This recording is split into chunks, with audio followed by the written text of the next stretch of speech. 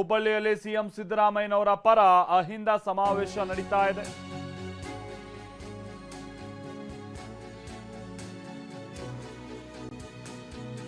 ಸಿದ್ದಣ್ಣ ತೇಜಿ ಇದಕ್ಕೆ ಸಂಬಂಧಪಟ್ಟಂಗೆ ಎಲ್ಲ ಕೆಲ ಹೇಳಿಕೆಗಳನ್ನ ಕೊಡ್ತಿದ್ದಾರೆ. ಮುಂದೆ ದೊಡ್ಡ ಹೋರಾಟ ಅಹಿಂದ ಸಮಾವೇಶದ ಮುಖೇನವಾಗಿ ನಡೆಸುವಂತ ನಿಟ್ಟಿನಲ್ಲೂ ಕೂಡ ಸೂಚನೆ ಕೊಡ್ತಿದ್ದಾರೆ. ಸಿದ್ದರಾಮಯ್ಯನವರಿಗೆ ಶಕ್ತಿ ತುಂಬೋದಕ್ಕೆ ಸಮಾವೇಶವನ್ನ ಮಾಡ್ತಿದ್ದೀವಿ ಅಂತ ಅಹಿಂದ ಸಮಾವೇಶದಲ್ಲಿ ಮುಖಂಡ ಸಿದ್ದಣ್ಣ ತೇಜಿ ಹೇಳಿದ್ದಾರೆ. ಮುಂದೆ ಇನ್ನೂ ದೊಡ್ಡ ಹೋರಾಟದ ಹಿಂಟ್ಸ್ ಕೊಡ್ತಿದ್ದಾರೆ. ಸಿದ್ದರಾಮಯ್ಯನವರನ್ನ ಕೆಳಗಿಳಿಸೋದಕ್ಕೆ ಕಾಂಗ್ರೆಸ್ ಪಕ್ಷ ಹೊರಟಿದೆ. ಡಿಕೆ ಶಿವಕುಮಾರ್ ವಿಚಾರವಾಗಿಯೂ ಕೂಡ ಕೆಲ ಆರೋಪವನ್ನ ಮಾಡಿದ್ದಾರೆ. ಯಾವ ಕಾರಣಕ್ಕೆ ಸಿಎಂ ಸ್ಥಾನದಿಂದ ಕೆಳಗಿಳಿಸುವ ಕೆಲಸ ನಡೀತಾ ಇದೆ? ಸಾವಿರಾರು ಕೋಟಿ ಲಂಚ ಪಡೆದು ಅವರೇನಾದ್ರು ಜೈಲಿಗೆ ಹೋಗಿದ್ರಾ? ಏನ್ ತಪ್ಪು ಮಾಡಿದ್ದಾರೆ ಸಿದ್ದರಾಮಯ್ಯ? ಇವೊಂದು ಜಾಗೃತಿ ಸಮಾವೇಶದ ರೂಪದಲ್ಲಿ ಅಥವಾ ಮುಂದಿನ ದೊಡ್ಡ ಸಮಾವೇಶಕ್ಕೆ ವೇದಿಕೆ ಸಿದ್ಧ ಮಾಡುವಂತ ನಿಟ್ಟಿನಲ್ಲಿ ತಯಾರಿ ಆಗ್ತಾ ಇದೆ. ಅಹಿಂದ ವರ್ಗದವರು ಮುಖ್ಯಮಂತ್ರಿ ಆಗ್ಬೇಕಂತೇಳಿ ಇಡೀ ರಾಜ್ಯಾದ್ಯಂತ ನಾವೆಲ್ಲ ಅಹಿಂದ ಸಂಘಟನೆಯರು ಓಡಾಡಿ ಕಾಂಗ್ರೆಸ್ ಅನ್ನ ಬಲಿಷ್ಠಗೊಳಿಸಿದ್ದೇವೆ. ಆದರೆ ಅಧಿಕಾರಕ್ಕೆ ಬರೋಕ್ಕಿಂತ ಪೂರ್ವದಲ್ಲೇ ಮುಖ್ಯಮಂತ್ರಿ ಸಿದ್ದರಾಮಯ್ಯ ಮಾಡಬಾರದು ಅಂತೇಳಿ ಡಿ ಕೆ ಶಿವಕುಮಾರ್ ಸಾಕಷ್ಟು ಪ್ರಯತ್ನ ಪಟ್ಟರು. ಆದ್ರೂ ಕೊನೆಗೆ ಅಧಿಕಾರ ಸಿಕ್ಕ ಮೇಲೆ ಇವತ್ತವರೆಗೆ ಹಿಂದುಳಿದ ವರ್ಗದ ಜನಾಂಗಕ್ಕೆ ಸರಿಯಾದಂಥ ಯೋಜನೆಗಳನ್ನು ಕೊಡಲಿಕ್ಕೆ ಸಾಧ್ಯತೆಗಳಾಗ್ತಾ ಇಲ್ಲ.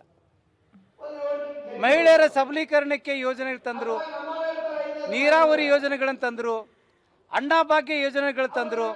ಆದರೆ ಅಹಿಂದ ವರ್ಗಕ್ಕೆ ಸಾಕಷ್ಟು ರಾಜಕೀಯವಾಗಿ ಶಕ್ತಿ ತುಂಬಕ್ಕಾಗದೇ ಇದ್ರು ಕಾಂಗ್ರೆಸ್ಗೆ ಶಕ್ತಿ ತುಂಬಿ ರಾಜ್ಯದ ಹೆಣ್ಣು ಮಕ್ಕಳಿಗೆ ಶಕ್ತಿಯನ್ನು ತುಂಬಿದ್ರು.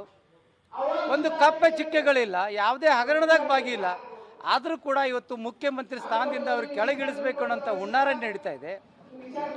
ಈ ವಿಚಾರ ಕುರಿತು ಇಡೀ ಅಹಿಂದ ವರ್ಗಕ್ಕೆ ಹೊತ್ತಿಗೆ ಮನಸ್ಸಿಗೆ ನೋವಾಗ್ತಾ ಇದೆ. ಈ ನಿಟ್ಟಿನಲ್ಲಿ ಎಲ್ಲರೂ ಸೇರಿ ಕಾಂಗ್ರೆಸ್ಸಿನ ಹೈಕಮಾಂಡ್ಗೆ ಒತ್ತಾಯ ಮಾಡಿ 2028ವರೆಗೆ ಸಿದ್ದರಾಮಯ್ಯವ್ರನ್ನ ಮುಖ್ಯಮಂತ್ರಿಯಾಗಿ ಮುಂದುವರಿಸಬೇಕು.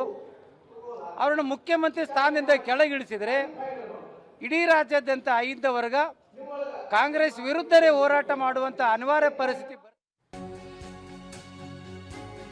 ಅಹಿಂದ ಮುಖಂಡರನ್ನ ಹಂತ ಹಂತವಾಗಿ ಮುಗಿಸ್ತಾ ಇದ್ದಾರೆ. ಯಾರು? ಡಿ ಕೆ ಶಿವಕುಮಾರ್ ಅಂತ ಆರೋಪ ಮಾಡ್ತಿದ್ದಾರೆ ಇವರು. ಅಹಿಂದ ಸಮಾವೇಶದಲ್ಲಿ ಸಿದ್ದಣ್ಣ ತೇಜಿ ಕೊಟ್ಟಂತ ಹೇಳಿಕೆ, ಅಹಿಂದ ಸಮಾವೇಶಕ್ಕೆ ವಾಹನ ಕೊಡಬೇಡಿ ಎಂದಿದ್ದಾರೆ. ಮುಂದೆ ಒಂದು ಅಹಿಂದ ಸಮಾವೇಶ ಇದೆ ಜನವರಿ 24, ಆ ಕಾರ್ಯಕ್ರಮಕ್ಕೂ ವಾಹನ ಕೊಡದಂತೆ ಹೇಳಿದ್ದಾರೆ. ಜನ ಬರ್ದೇ ಇರೋ ರೀತಿಯಾಗಿ ನೋಡ್ಕೊಳ್ತಿದ್ದಾರೆ ಅಂತ ಆರೋಪಿಸಿದ್ದಾರೆ.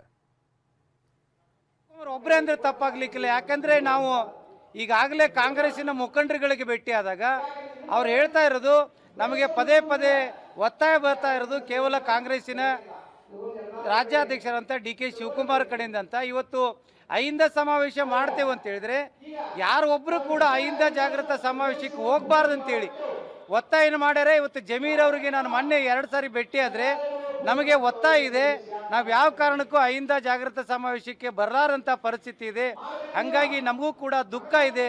ಇದೆಲ್ಲ ವಿಚಾರಗಳನ್ನು ಒಬ್ಬ ಮಂತ್ರಿನೇ ಹೇಳ್ತಾ ಇರೋದು ನೋಡಿದರೆ ಕಾಂಗ್ರೆಸ್ಸಲ್ಲಿ ಮುಖ್ಯಮಂತ್ರಿಗೆ ಅವಮಾನ ಮಾಡಿ ಸಿದ್ದರಾಮಯ್ಯನವರಿಗೆ ರಾಜೀನಾಮೆ ತಗೋತಾರಂತೆ ನಮಗೆಲ್ಲ ಇವತ್ತು ಭಾಳ ನೋವಿನಿಂದ ಈ ಸಮಾವೇಶದಲ್ಲಿ ಹೇಳಲಿಕ್ಕೆ ಇಚ್ಛೆಪಡ್ತೀನಿ. ನೋಡಿ, ಇವತ್ತು ಕಾಂಗ್ರೆಸ್ಸಿನ ಒಂದು 20-25 ಜನ MLA ನಮಗೆ ಪ್ರತಿ ತಾಲೂಕಿನಿಂದ 20-25 ವೆಹಿಕಲ್ಗಳಿಗೆ ಗಾಡಿ ಕೊಡ್ತೇವಂತೆ ದುಡ್ಡಿಂದೆಲ್ಲ ಸರಬರಾಜು ಮಾಡಿದ್ರು.